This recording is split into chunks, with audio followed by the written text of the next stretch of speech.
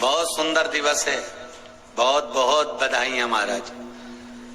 सोमवार की अष्टमी का मतलब आपको इंदौर की कथा में बताया था, जिस दिन शंकर और पार्वती के मिलन का दिवस हो। और केवल एक माता पार्वती के अकेले मिलन का नहीं, 64 योगनिया तक भगवान शंकर से मिलने के लिए आती है।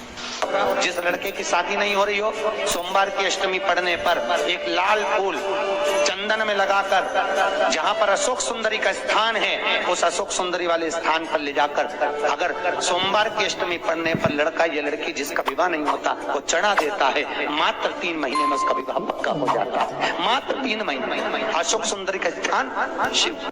बहुत तकलीफ है और नहीं हो रहा काम, बहुत दिनों से लगे हो, नहीं हो रहा। हरा मूंग ले जाओ, मूंग के दाने तो रहते हैं घर में, केवल 31 मूंग के दाने लेकर जाइए, 31 चावल के दाने लेकर जाइए और 31 ही बेलपत्र लेकर जाइए। जिस दिन सोमवार की अष्टमी हो, कौन से दिन?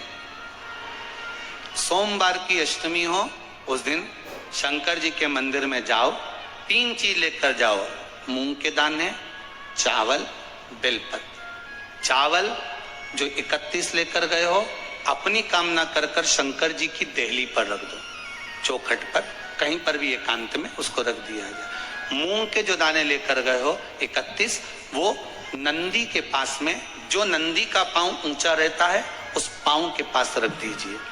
और जो 31 बेलपत्र लेकर गए हो, वो 31 बेलपत्र अशोक सुंदरी वाली जो जगह है, आपको पहले बताया है कथा में, अशोक सुंदरी जी का स्थान, ये शिवलिंग। श्री शिवाय नमस्तुभ्यम। हर हर महादेव। पूज्य प्रदीप मिश्रा जी अष्टमी का बहुत अच्छा उपाय बता रहे हैं।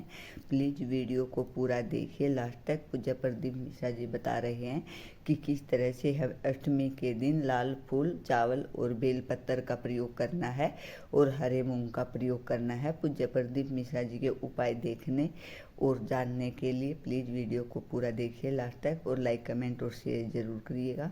श्री शिवाय नमस्तुभ्यम।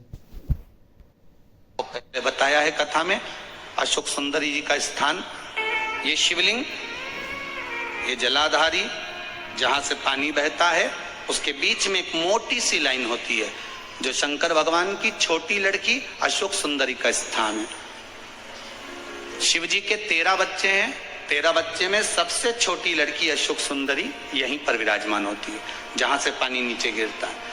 प्रत्येक शिवलिंग के सामने एक मोटी सी लाइन होगी, उस मोटी सी जो लाइन है अशोक सुंदरी, वहां पर जो 31 बेलपत्र लेकर गए हो, अपनी कामना कर कर पीला चंदन, लाल चंदन लगाकर उस पर समर्पित करते जाओ। उसकी डंडी जहां से पानी बहता है उस ओर होना चाहिए।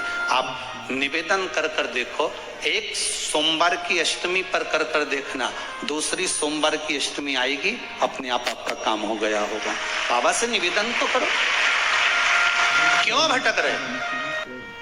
एक मात्र शिव मंदिर में झाड़ू लगा रही हैं अहिल्याबाई, साधारण सा भाव है, केवल एक झाड़ू।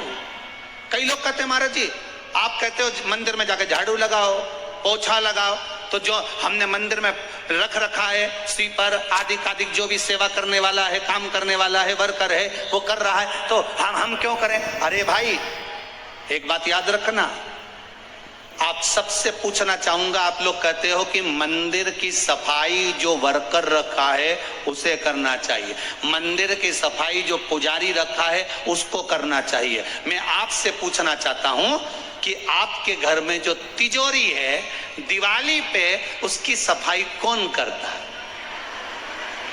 नौकर करता है? अरे बोलते तो जाओ। नौकर करेगा? नहीं। वर्कर करेगा? नहीं। स्वीपर करेगा? नहीं।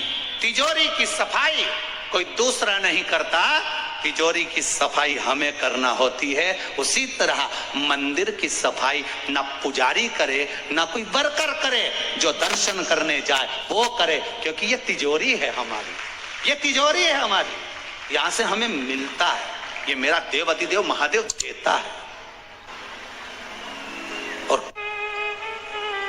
और धतूरे का फूल,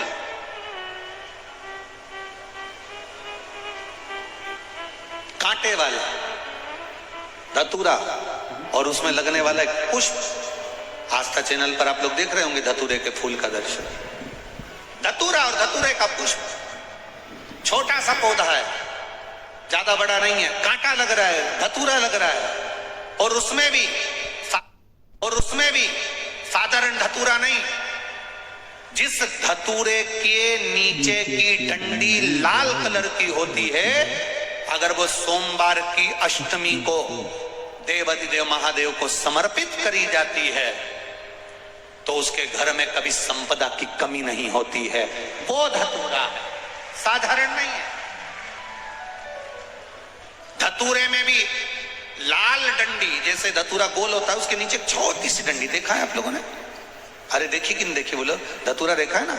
धतूरे के अंदर एक नीचे छोटी सी डंडी होती है, जब तोड़ोगे तो वो डंडी का कलर अगर लाल है, वो डंडी का कलर अगर लाल है, और कभी हम तो कहेंगे जैसे बड़ी बीमारी जिसको हो जाती है, लीवर, किडनी, कैंसर आदि बड़ी बीमारियों से जो जूझ रहा होता है, प्रयास करो, प्रयास महामृत्युंजय का जाप कर कर, महामृत्युंजय का स्मरण कर कर, एक लाल डंडी का धतूरा प्रयास करना। एक धतूरा मिल जाए या 5 धतूरे मिल जाए किसी भी एकांतेश्वर महादेव पर, जो शिव मंदिर एकांत में हो, जहां कोई जाता आता नहीं हो। वैसे तो अब बहुत मुश्किल है कि ऐसा मंदिर मिल जाए जहां कोई जाता आता नहीं हो। पहले की बात दूसरी है, अब बात दूसरी है। फिर भी कहीं आप रोड पे से निकल रहे हो, एकांतेश्वर महादेव अगर आपका दिख जाए, बहुत बीमारियों से ग्रसित हो, तो भी महामृत्युंजय जाप का स्मरण कर कर या किसी विद्वत ब्राह्मण जन से महामृत्युंजय मंत्र का जाप कराकर, या भगवान शिव के मंत्र का जाप स्वयं कर कर, वो भी ना बने तो पंचाक्षर मंत्र नमः शिवाय, षडाक्षर मंत्र ओम नमः शिवाय, या श्री शिवाय नमस्तुभ्यम जप कर वो लाल डंडी का धतूरा 5 एकांतेश्वर महादेव को आप समर्पित कर सकते। रोग थम जाएगा, जो दवाई खाओगे वो शरीर को लगना प्रारंभ हो जाएगी और आप स्वस्थ होना प्रारंभ हो जाएंगे। अगर बड़ा रोग, अभी भी शंकर के मंदिर में जाओ, शिव जी का पूजन कर जब वापिस आओ तो शंकर भगवान के मंदिर में जो बाहर नंदी बैठता है, उसके कानों में ओम नमः शिवाय बोलकर अपने मन की कामना उसके कानों में बोलकर आप आ जाइए, आपकी कामना 3 महीने में पूरी हो जाती है। नंदी के ईश्वर भगवान का स्मरण करिए। अगर 7 बेलपत्र आप शंकर को समर्पित करते हो तो 1 बेलपत्र नंदी भगवान पर भी जबरदस्त अवश्य समर्पित करें। नंदीश्वर भगवान शिव को समर्पित करें। 1 बेलपत्र नंदीकेश्वर की ओर चढ़े। और बहुत ध्यान दीजिए महाराज, अगर कोई काम अटक रहा है, नहीं हो रहा, बहुत प्रयास करा, तो भगवान शंकर के मंदिर में 5 बेलपत्र चढ़ाइए। और शंकर भगवान की जो छोटी लड़की है अशोक सुंदरी, आपको बताया था ना अशोक सुंदरी का स्थान, भगवान शंकर की 6 लड़कियां हैं, उसमें से सबसे छोटी लड़की अशोक सुंदरी की जगह पर 1 बेलपत्र चढ़ाइए। फिर 1 बेलपत्र नंदीकेश्वर पर चढ़ाइए।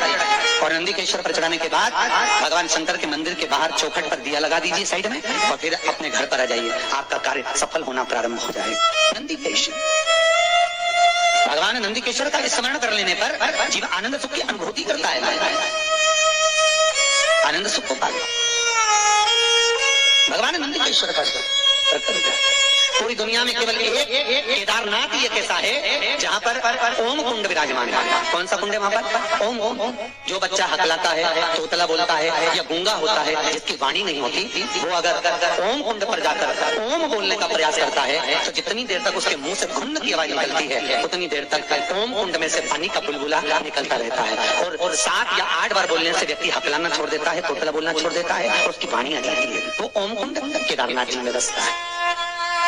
कहाँ बसता है? केदार। श्री शिवाय नमस्तुभ्यम, हर हर महादेव। आज पूज्य प्रदीप मिश्रा जी ने कथा में बहुत अच्छे उपाय बताए हैं। पूज्य प्रदीप मिश्रा जी ने बताया है कि अगर हम भगवान शिव के मंदिर में बेलपत्री समर्पित करते हैं, अगर वहाँ 11 या 21 बेलपत्री समर्पित करते हैं तो एक बेलपत्री हमें उनमें से एक नंदी के सामने भी हमें समर्पित करनी चाहिए। ऐसा करने से हमारी मनोकामना जल्दी पूरी होती है।